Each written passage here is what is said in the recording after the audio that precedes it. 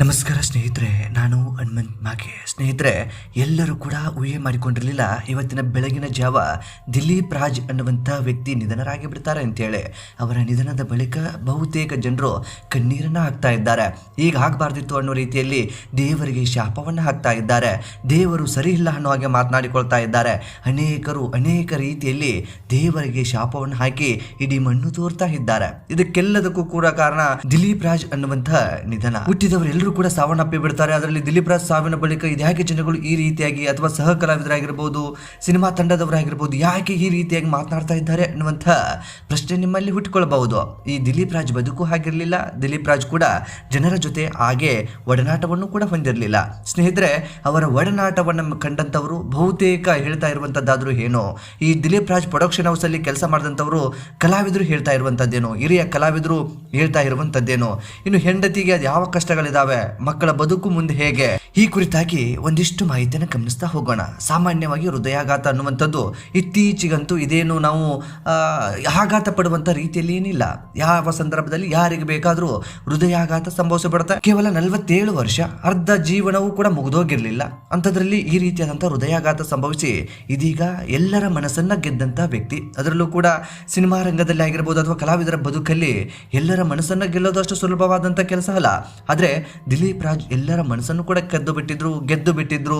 ಎಲ್ಲರಿಗೂ ಕೂಡ ಬೇಕಾದಂಥ ವ್ಯಕ್ತಿ ಹಾಗೆ ಬಿಟ್ಟಿದ್ರು. ಇದೀಗ ಅವರ ಸಾವು ಬಹುತೇಕ ಜನರನ್ನ ಕಣ್ಣೀರು ಹಾಕಿಸಬಿಟ್ಟಿದೆ. ಹಾಗಾಗಿ ಈ ಕುರಿತಾಗಿ ಒಂದಿಷ್ಟು ಇವರ ಬದುಕಲ್ಲಿ ಹೇಗಿತ್ತು, ಇವರ ಬದುಕಿನ ಬಗ್ಗೆ ಜನಗಳು ಹೇಳ್ತಾ ಇರುವಂಥದ್ದೇನು, ಈ ಕುರಿತಾಗಿ ಮಾಹಿತಿಯನ್ನು ಗಮನಿಸ್ತಾ ಹೋಗೋಣ. ಸಾಧ್ಯವಾದರೆ ವಿಡಿಯೋನ ಕೊನೆವರೆಗೂ ನೋಡಿ.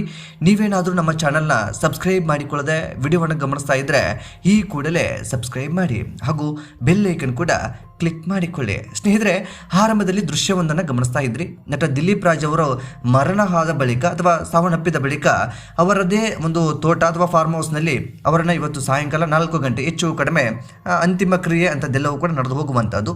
ರಾಮನಗರ ತಾಲೂಕಿನ ಗುನ್ನೂರು ಬಳಿ ಇರುವಂತಹ ಫಾರ್ಮ್ ಹೌಸ್ನಲ್ಲಿ ಅಂತ್ಯಕ್ರಿಯೆ ನಡೆಯುತ್ತೆ. ಫಾರ್ಮ್ ಹೌಸ್ ಕೆಲಸಗಾರರು ಹಾಗೂ ಗ್ರಾಮಸ್ಥರಿಂದ ಗುಂಡಿ ತೋಡುವಂತಹ ಕಾರ್ಯ ಕೂಡ ಆರಂಭವಾಗಿರುವಂತಹ ದೃಶ್ಯ.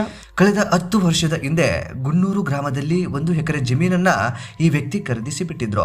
ತೋಟ ನಿರ್ಮಾಣ ಮಾಡಿಕೊಂಡು ಮನೆ ಕಟ್ಟಿಕೊಂಡಿದ್ರು. ತಿಂಗಳಿಗೊಮ್ಮೆ ಫಾರ್ಮ್ ಹೌಸ್ಗೆ ಭೇಟಿ ನೀಡ್ತಾ ಇದ್ರು. ಕೇವಲ ತಿಂಗಳಿಗೊಮ್ಮೆ ಅಷ್ಟೇ ಅಲ್ಲದೆ ಸಮಯ ಸಿಕ್ಕಾಗಲಿಲ್ಲ ಫಾರ್ಮ್ ಹೌಸ್ಗೆ ಕುಟುಂಬದ ಸಮೇತ ಹೋಗಿ ಬಿಡ್ತಾ ಇದ್ರು. ಆದ್ರೆ ಈ ಒಂದು ದುರಂತ ಈ ರೀತಿಯಾಗಿ ನಡೆದು ಹೋಗಿಬಿಡುತ್ತೆ. ಕೊನೆಯದಾಗಿ ಫಾರ್ಮ್ ಹೌಸ್ ಅಲ್ಲೇ ಇವರನ್ನ ಮಣ್ಣು ಕೊಟ್ಟು ಬಿಡ್ತಾರೆ ಅಥವಾ ಮಣ್ಣು ಮಾಡಿಬಿಡ್ತಾರೆ ಅನ್ನುವಂಥದ್ದು ಕೂಡ ಅವ್ರಿಗೂ ಗೊತ್ತಿರಲಿ. ಒಟ್ಟು ಈ ರೀತಿಯಾಗಿ ಒಂದು ದುರಂತ. ಸ್ನೇಹಿತರೆ, ದಿಲೀಪ್ ರಾಜ್ ಅವರು ಮತ್ತು ಇವರ ಹೆಂಡತಿ ವಿದ್ಯಾ ಅನ್ನುವಂಥವ್ರು ಇಬ್ಬರು ಕೂಡ ತುಂಬಾ ಪ್ರೀತಿಯಿಂದ ಇದ್ದಂಥವ್ರು. ಬಹುತೇಕ ಇವರ ಪ್ರೀತಿ ಮೇಲೆ ಯಾರ್ದೋ ಕಣ್ಣು ಬಿತ್ತೇನೋ ಗೊತ್ತಿಲ್ಲ. ತುಂಬಾ ಚೆನ್ನಾಗಿದ್ದಾರೆ, ಒಡನಾಟ ಚೆನ್ನಾಗಿದೆ, ಗಂಡ ಹೆಂಡತಿ ಅರ್ಥ ಮಾಡ್ಕೊಂಡು ಬದುಕ್ತಾ ಇದ್ದಾರೆ. ಭವಿಷ್ಯದಲ್ಲಿ ಇನ್ನೇನೇನೋ ತುಂಬಾ ಸಾಧನೆ ಕೂಡ ಇವರು ಮಾಡಬಹುದು ಅನ್ನುವಂತಹ ಮನಸ್ಥಿತಿ ಆ ದೇವರಲ್ಲಿ ಕಾಣಿಸ್ಕೊಳ್ತೇನೋ ಗೊತ್ತಿಲ್ಲ. ಈ ರೀತಿಯಾದಂಥ ದುರಂತವನ್ನ ಅಥವಾ ಈ ರೀತಿಯಾದಂಥ ಅನ್ಯಾಯವನ್ನ ಆ ಭಗವಂತ ಮಾಡಿಬಿಟ್ಟ ಅಂತ ಕಾಣಿಸುತ್ತೆ. ಈ ರೀತಿಯಾಗಿ ಜನಗಳು ಕೂಡ ಹೇಳ್ತಾ ಇರುವಂತದ್ದು. ಸ್ನೇಹಿತರೆ, ಈ ಪ್ರೊಡಕ್ಷನ್ ಹೌಸ್ ಇವರದ್ದೇ ಒಂದು ಪ್ರೊಡಕ್ಷನ್ ಹೌಸ್ ಅನ್ನ ಕೂಡ ಮಾಡ್ತಾರೆ. ಆರಂಭಿಕ ಜೀವನದಲ್ಲಿ ಒಂದು ರಂಗಭೂಮಿ ಕಲಾವಿದರಾಗಿ, ಅದಾದ ಬಳಿಕ ಧಾರಾವಾಹಿಗಳಲ್ಲಿ ನಟಿಸ್ತಾರೆ, ಅದಾದ ಬಳಿಕ ಸಿನಿಮಾಗಳಿಗೆ ಎಂಟ್ರಿ ಕೊಡ್ತಾರೆ, ತಮ್ಮದೇ ಆದಂಥ ಪ್ರೊಡಕ್ಷನ್ ಹೌಸ್ ಅನ್ನು ಓಪನ್ ಮಾಡ್ತಾರೆ. ಈ ಒಂದು ವಿಶೇಷವಾಗಿ ಪ್ರೊಡಕ್ಷನ್ ಹೌಸ್ ಅನ್ನು ಓಪನ್ ಮಾಡುವಂಥದ್ದು ಸುಲಭವಾಗಿ ಇರಬಹುದು, ಆದರೆ ನಡೆಸ್ಕೊಂಡು ಹೋಗೋದಿದೆಯಲ್ಲ, ಎಲ್ಲ ಕಲಾವಿದರ ಒಂದು ನೋಡ್ಕೊಂಡು ಹೋಗೋದಿದೆಯಲ್ಲ, ಅದು ಸುಲಭವಾದಂಥ ಕೆಲಸ ಅಲ್ಲ. ಕೆಲಸ ಮಾಡುವಂತಹ ಕಲಾವಿದರಿಗೆ ಸಂಬಳವನ್ನು ಸರಿಯಾಗಿ ಕೊಡುವಂಥದ್ದಾಗಿರ್ಬೋದು, ಅಥವಾ ಆ ಒಂದು ಸಂಸ್ಥೆಗಳನ್ನು ನಡೆಸ್ಕೊಂಡು ಹೋಗುವಂಥದ್ದಾಗಿರ್ಬೋದು, ಜನರನ್ನ ಹಿಡಿತಕ್ಕೆ ಇಟ್ಕೊಂಡು ಹೋಗುವಂಥದ್ದಾಗಿರ್ಬೋದು, ಇದ್ಯಾವುದು ಸಾಮಾನ್ಯವಾದಂಥ ಕೆಲಸವಲ್ಲ. ಇದನ್ನೆಲ್ಲವನ್ನು ಕೂಡ ಆ ವ್ಯಕ್ತಿ ಅಚ್ಚುಕಟ್ಟಾಗಿ ಮಾಡ್ಕೊಂಡು ಹೋಗ್ತಾ ಇದ್ರು. ಇನ್ನು ಇವರ ಪ್ರೊಡಕ್ಷನ್ ಹೌಸಲ್ಲಿ ಕೆಲಸ ಮಾಡಿದಂಥ ಅನೇಕರು ಹೇಳ್ತಾ ಇರುವಂಥದ್ದು ಏನು ಅಂತಂದರೆ, ಇವರ ಪ್ರೊಡಕ್ಷನ್ ಹೌಸಲ್ಲಿ ಕೆಲಸ ಮಾಡಬೇಕಾದ್ರೆ ಒಬ್ಬರಿಗೂ ಕೂಡ 1 ಇಂಚು ಕೂಡ ಅಥವಾ ಒಂದು ಸ್ವಲ್ಪವೂ ಕೂಡ ನೋವಾಗದ ರೀತಿಯಲ್ಲಿ ನೋಡ್ಕೊಂಡು ಬರ್ತಿದ್ರಂತೆ. ಪ್ರತಿಯೊಬ್ಬರ ಕಷ್ಟಗಳನ್ನ ಅರ್ಥ ಮಾಡ್ಕೊಳ್ತಿದ್ರಂತೆ. ಪ್ರೊಡಕ್ಷನ್ ಹೌಸಲ್ಲಿ ಕೆಲಸ ಮಾಡುವಂಥ ಪ್ರತಿಯೊಬ್ಬರ ಕಷ್ಟ ಸುಖ ಎಲ್ಲವನ್ನು ಕೂಡ ಅರ್ಥ ಮಾಡಿಕೊಂಡು ಅವರ ಕಷ್ಟಕ್ಕೆ ಸ್ಪಂದನೆ ಮಾಡುವಂಥ ಕೆಲಸವನ್ನ ಈ ವ್ಯಕ್ತಿ ಮಾಡ್ತಾ ಇದ್ರು. ಅದೇ ರೀತಿಯಾಗಿ ಹಿರಿಯ ಕಲಾವಿದರ ಜೊತೆಗೂ ಕೂಡ ಒಡನಾಟ ಇತ್ತು. ಹಿರಿಯ ಕಲಾವಿದರು ಕೂಡ ಈ ವ್ಯಕ್ತಿಯ ಸಾವನ್ನಪ್ಪಿದ ಬಳಿಕ ಅವರ ಮೃತದೇಹವನ್ನು ಕೂಡ ನೋಡೋದಕ್ಕೆ ಸಾಕಷ್ಟು ಜನ ಬಂದು ಬಿಟ್ಟಿದ್ರು. ನೀವೆಲ್ಲರೂ ಕೂಡ ಗಮನಿಸಿದ್ದೀರಿ ಅಂತ ಕಾಣಿಸುತ್ತೆ. ಸೊ ಸಾಕಷ್ಟು ಜನ ಕಲಾವಿದರು ಬಂದಿದ್ದಾರೆ, ಹಿರಿಯ ಕಲಾವಿದರು, ಅವರು ಇವರು ಅನ್ನದೇ ಬಹುತೇಕ ಕಲಾವಿದರು ಬಂದಿದ್ದಾರೆ, ಜೊತೆಗೆ ಕೆಲಸ ಮಾಡಿದಂಥವರು ಬಂದಿದ್ದಾರೆ. ಅನೇಕರು ಆ ಒಂದು ವ್ಯಕ್ತಿಯ ಮೃತದೇಹವನ್ನು ನೋಡೋದಕ್ಕೆ ಬಂದು ಬಿಟ್ಟಿದ್ದಾರೆ. ಸ್ನೇಹಿತರೆ, ಇದು ಒಂದು ಕಡೆಯ ಭಾಗ. ಇನ್ನು ಹೆಂಡತಿ ವಿದ್ಯಾ ಅವರ ಬದುಕಿದೆಯಲ್ಲ, ಬಹುತೇಕ ಅವರ ಬದುಕು ಸದ್ಯಕ್ಕೆ ನರಕವಾಗಿ ಬಿಟ್ಟಿದೆ. ಗಂಡ ಹೆಂಡತಿಯ ನಡುವೆ ಒಂದು ಉತ್ತಮವಾದಂತ ಒಡನಾಟ, ತುಂಬಾ ಪ್ರೀತಿಯಿಂದ ಇದ್ದಂತವರು. ಇವರ ಪ್ರೀತಿಗಾಗಿ ಇಬ್ಬರು ಮಕ್ಕಳು ಕೂಡ ಹುಟ್ಟಿಬಿಟ್ಟಿದ್ರು. ಕೇವಲ 24 ವರ್ಷ ಕಳೆದು 25 ವರ್ಷ ಇವರು ದಾಂಪತ್ಯ ಜೀವನಕ್ಕೆ ಕಾಲಿಟ್ಟು ಇನ್ನೇನು ಸಮೀಪಿಸ್ತಾ ಇತ್ತು. ಅಷ್ಟರಲ್ಲೇ ಇಂಥದ್ದೊಂದು ಆಘಾತಕಾರಿ ಘಟನೆಯೇ ನಡೆದು ಹೋಗಿಬಿಡ್ತು. ವಿದ್ಯಾ ಅವರು ಅಳ್ತಾ ಇರುವಂಥದ್ದು ನೀವೆಲ್ಲರೂ ಕೂಡ ಗಮನಿಸ್ತೀರಿ. ಎದ್ದೇಳಿ ದಿಲೀಪ್, ಎದ್ದು ಸ್ಕ್ರಿಪ್ಟ್ ಬರೀರಿ, ಮಾತನಾಡಿ ಅನ್ನುವ ರೀತಿಯಲ್ಲಿ ಆ ಒಂದು ವಿದ್ಯಾ ಅವರು ಕಣ್ಣೀರನ್ನ ಹಾಕ್ತಾ ಇರುವಂಥದ್ದು. ಇಂಥದ್ದೆಲ್ಲವನ್ನು ಗಮನಿಸಿಬಿಟ್ರೆ ಎಂಥವರಿಗೂ ಕೂಡ ಒಂದು ಕ್ಷಣ ಕಣ್ಣೀರು ಬಂದು ಬಿಡುತ್ತೆ. ನಿಜಕ್ಕೂ ಈ ನೋವು ಯಾವ ಹೆಂಡತಿಗೂ ಬೇಡ, ಯಾವ ಹೆಣ್ಣಿಗೂ ಬೇಡ ಅನ್ನುವಂತಹ ಭಾವನೆ ಕೂಡ ಹುಟ್ಟಿ ಬಿಡುತ್ತೆ. ಆ ರೀತಿಯಾದಂತಹ ಸನ್ನಿವೇಶಗಳು ಕೂಡ ಅಲ್ಲಿ ನಡೆದು ಹೋಗಿ ಬಿಡುತ್ತೆ. ಸ್ನೇಹಿತರೆ, ನಿಜಕ್ಕೂ ಪ್ರೀತಿಯಿಂದ ಇದ್ದಂಥವ್ರನ್ನ ಆ ಭಗವಂತ ಯಾಕೆ ದೂರ ಮಾಡಿ ಬಿಡ್ತಾನೋ ಗೊತ್ತಿಲ್ಲ. ಇನ್ನು ಮಕ್ಕಳ ವಿಚಾರಕ್ಕೆ ಬರೋದಾದ್ರೆ, ಕೇವಲ ಇಬ್ಬರು ಹೆಣ್ಣು ಮಕ್ಕಳಿದ್ದಾರೆ. ಇವರು ಹೆಣ್ಣು ಮಕ್ಕಳು ಇನ್ನೂ ಕೂಡ ಭವಿಷ್ಯವನ್ನ ಕಟ್ಟಿಕೊಂಡು ಬೇಕಾದಂಥವರು, ತಮ್ಮದೇ ಆದಂಥ ಫ್ಯೂಚರ್ ಅನ್ನ ಕಾಣಬೇಕಾಗಿರುವಂಥವ್ರು, ತಂದೆ ಕೈ ಹಿಡಿದು ನಡೆಸ್ಕೊಂಡು ಹೋಗ್ತಾರೆ ಅನ್ನುವಂಥ ಭರವಸೆನ ಇಟ್ಕೊಂಡಿದ್ರು ಅಂತ ಕಾಣಿಸುತ್ತೆ. ಆದರೆ ಅದೆಲ್ಲವೂ ಕೂಡ ಈಗ ಸುಳ್ಳಾಗಿ ಬಿಟ್ಟಿದೆ. ತಂದೆ ನಡುದಾರಿಯಲ್ಲೇ ಕೈ ಕೊಟ್ಟು ಬಿಟ್ರು. ಈ ರೀತಿಯಾದಂಥದ್ದು ನೋವು ಅಥವಾ ಈ ರೀತಿಯಾದಂಥ ಒಂದು ಭವಿಷ್ಯವನ್ನ ಆ ಮಕ್ಕಳು ಹೇಗೆ ಸಹಿಸ್ಕೊಳ್ತಾವೋ, ಆ ಮಕ್ಕಳು ಭವಿಷ್ಯವನ್ನು ಹೇಗೆ ಕಾಣ್ತಾವೋ ಅನ್ನುವಂಥ ಪ್ರಶ್ನೆಯೂ ಕೂಡ ಈ ಸಂದರ್ಭಕ್ಕೆ ಕಾಡಿಬಿಡುತ್ತೆ. ಇನ್ನು ಸಾಕಷ್ಟು ಜನ ಈ ಸಂದರ್ಭದಲ್ಲಿ ಬಹುತೇಕ ಜನರು ಬಂದಿದ್ದಾರೆ. ನೀವೆಲ್ಲರೂ ಕೂಡ ಗಮನಿಸ್ತಾ ಇದ್ದೀರಿ.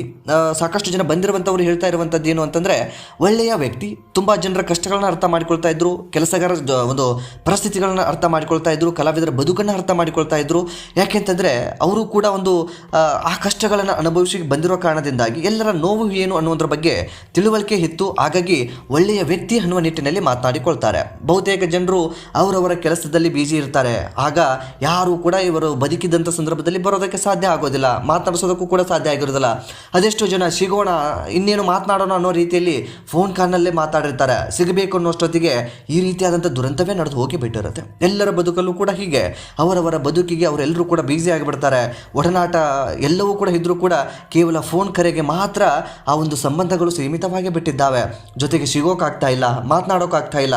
ಕೆಲಸದ ಒತ್ತಡಗಳು ಇಂಥದ್ದೆಲ್ಲವೂ ಕೂಡ ಎಲ್ಲರ ಬದುಕಲ್ಲಿ ಇದೆ. ಹಾಗಾಗಿ ಈ ಒಂದು ಸಾವಿನಿಂದ ನಾವೆಲ್ಲರೂ ಕೂಡ ಅರ್ಥ ಮಾಡಿಕೊಳ್ಬೇಕಾಗಿರುವಂಥದ್ದು ಮುಖ್ಯವಾಗಿ ಏನು ಅಂತಂದರೆ, ಇರುವಷ್ಟು ದಿನ ಎಲ್ಲರೂ ಕೂಡ ಖುಷಿಯಾಗಿ ಇರೋಣ, ಎಲ್ಲರ ಜೊತೆ ಚೆನ್ನಾಗಿರೋಣ, ಎಲ್ಲರೂ ಸಿಗಬೇಕಂತ ಸಂದರ್ಭದಲ್ಲೇ ಸಿಕ್ಕು ಬಿಡೋಣ ಅನ್ನುವಂಥದ್ದನ್ನು ನಾವು ಸ್ಪಷ್ಟವಾಗಿ ಅರ್ಥ ಮಾಡಿಕೊಳ್ಬೇಕು. ಯಾಕೆ ಅಂತಂದರೆ ಇತ್ತೀಚಿನ ದಿನಗಳಲ್ಲಿ ಯಾರು ಯಾವ ಸಂದರ್ಭಕ್ಕೆ ಸಾವನ್ನಪ್ಪಿ ಬಿಡ್ತಾರೆ, ಯಾರು ಯಾರನ್ನು ಯಾವಾಗ ಅಗಲು ಹೋಗಿಬಿಡ್ತಾರೆ ಅನ್ನೋದೇ ಗೊತ್ತಾಗೋದಿಲ್ಲ.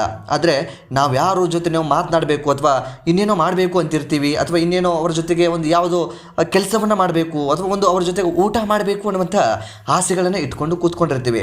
ಆ ಆಸೆ ಯಾವಾಗ ಆಗುತ್ತೋ ಅಥವಾ ಆ ಒಂದು ಬಯಕೆ ನಿಮ್ಮಲ್ಲಿ ಯಾವಾಗ ಹುಟ್ಟಿಕೊಳ್ಳುತ್ತೋ, ಆ ಒಂದು ಇರೋ ಎಲ್ಲ ಕೆಲಸಗಳನ್ನು ಬಿಟ್ಟು ನಿಮ್ಮ ಬಯಕೆಗಳನ್ನು ತೀರಿಸ್ಕೊಳ್ಳಿ. ಅಂತಂದರೆ ಅವ್ರ ಜೊತೆಗೆ ಮಾತನಾಡಿ, ಅವ್ರ ಜೊತೆಗೆ ಸಿಗಬೇಕು ಅನಿಸಿದ್ರೆ ಸಿಕ್ಕುಬಿಡಿ.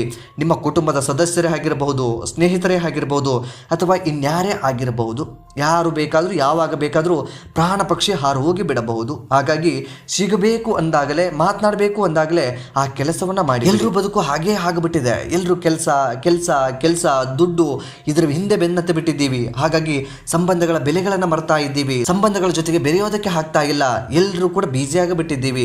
ಇಂಥದ್ದೊಂದು ದುರಂತ ನಡೆದಂಥ ಸಂದರ್ಭದಲ್ಲಿ ಇರೋ ಎಲ್ಲ ಕೆಲಸವನ್ನು ಬಿಟ್ಟು ಕಣ್ಣೀರನ್ನು ಹಾಕ್ತಾ ಮಾತನಾಡಬೇಕಿತ್ತು, ನಾವು ಮಾತನಾಡೋಕೆ ಆಗಲಿಲ್ಲ, ಸಿಗೋಕೆ ಆಗಲಿಲ್ಲ ಅನ್ನೋ ಹಾಗೆ ಎಲ್ಲರೂ ಕೂಡ ಸಂತಾಪವನ್ನು ಸೂಚಿಸ್ತೀವಿ. ಸ್ನೇಹಿತರೆ, ಇದ್ದಾಗಲೇ ಏನು ಬೇಕೋ ಅದನ್ನೆಲ್ಲವನ್ನು ಕೂಡ ಪಡೆದುಕೊಳ್ಳಿ. ಇದ್ದಾಗಲೇ ಒಬ್ಬ ವ್ಯಕ್ತಿಯನ್ನು ಮಾತನಾಡಿಸಿ, ಇದ್ದಾಗಲೇ ಒಬ್ಬ ವ್ಯಕ್ತಿಯ ಜೊತೆ ಒಳ್ಳೆಯ ಸಂಬಂಧವನ್ನು ಇಟ್ಟುಕೊಳ್ಳಿ. ಯಾರ್ದೋ ಜೊತೆ ಗಲಾಟೆಗಳು ಅಥವಾ ಇನ್ಯಾರ್ದೋ ಜೊತೆ ಮುನಿಸು, ಇದ್ಯಾವುದು ಕೂಡ ಶಾಶ್ವತವಲ್ಲ.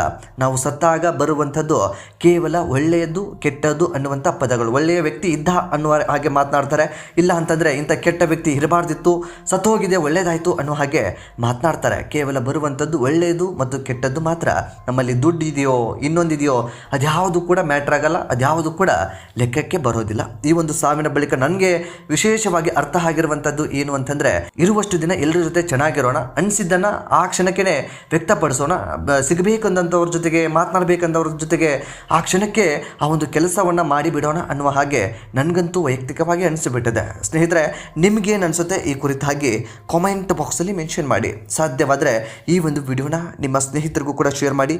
ಚಾನಲ್ನ ಸಬ್ಸ್ಕ್ರೈಬ್ ಮಾಡಿಕೊಳ್ಳದೆ ವಿಡಿಯೋವನ್ನು ಗಮನಿಸಿಬಿಟ್ಟಿದ್ರೆ ಈ ಕೂಡಲೇ ಸಬ್ಸ್ಕ್ರೈಬ್ ಮಾಡಿ, ಹಾಗೂ ಬೆಲ್ ಐಕನ್ ಕೂಡ ಕ್ಲಿಕ್ ಮಾಡಿಕೊಳ್ಳಿ. ಸ್ನೇಹಿತರೆ, ಮತ್ತೆ ಮುಂದಿನ ವಿಡಿಯೋದಲ್ಲಿ ಸಿಗೋಣ. ನಮಸ್ಕಾರ.